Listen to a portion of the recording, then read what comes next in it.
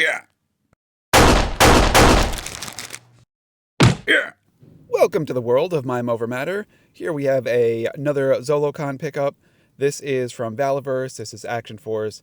This is Steel Brigade Special Corps. He's got a shiny chrome dome on there. It is amazing. We'll take a closer look. We just want to give special thanks to Trigger, who helped with the unboxing, but he'll step aside right now and let this figure be the man of the hour.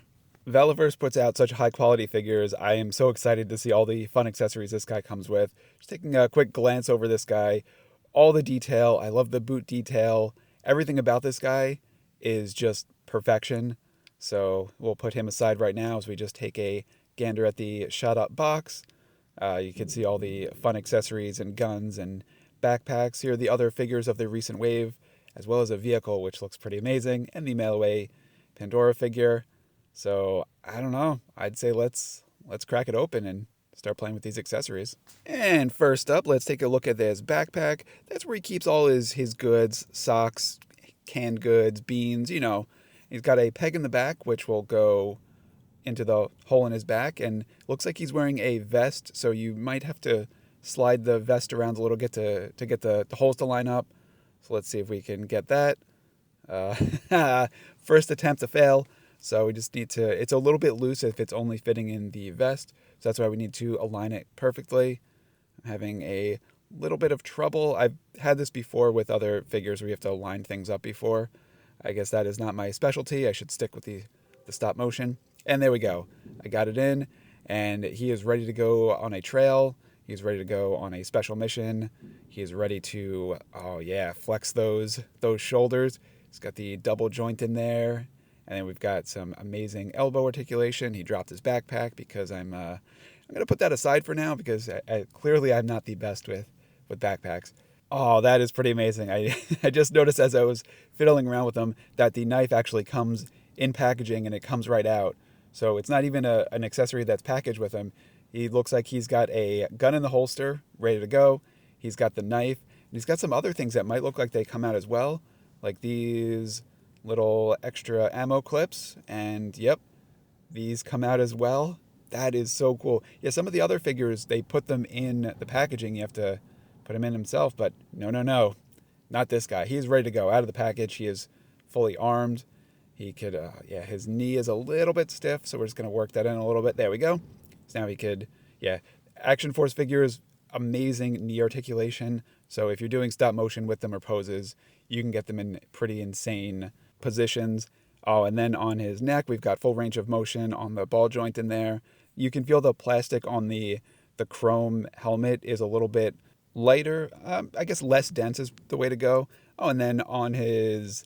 Yep, he's got a accessory for his helmet. It goes into the joint right there. And you could do it two different ways. You could either have it go up like this, so if he's watching a sports game at nighttime, it popped out a little bit, so let's just plop that guy right back in. Yeah, so if he's watching a sports game at nighttime, all he's got to do is turn on the headlights, and then he could watch, like, I can't see the field, bam, headlights, and then he could watch.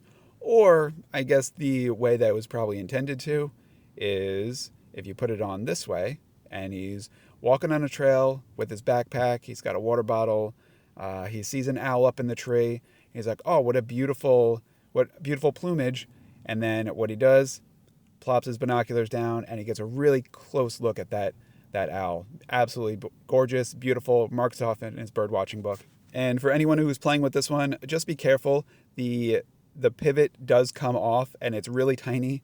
So I just dropped it, and it does stand the chance of losing it. So just be very careful if you're playing with that one. Once it's on, it's going to stay on. But it's just a small piece, and carpets can be unforgiving.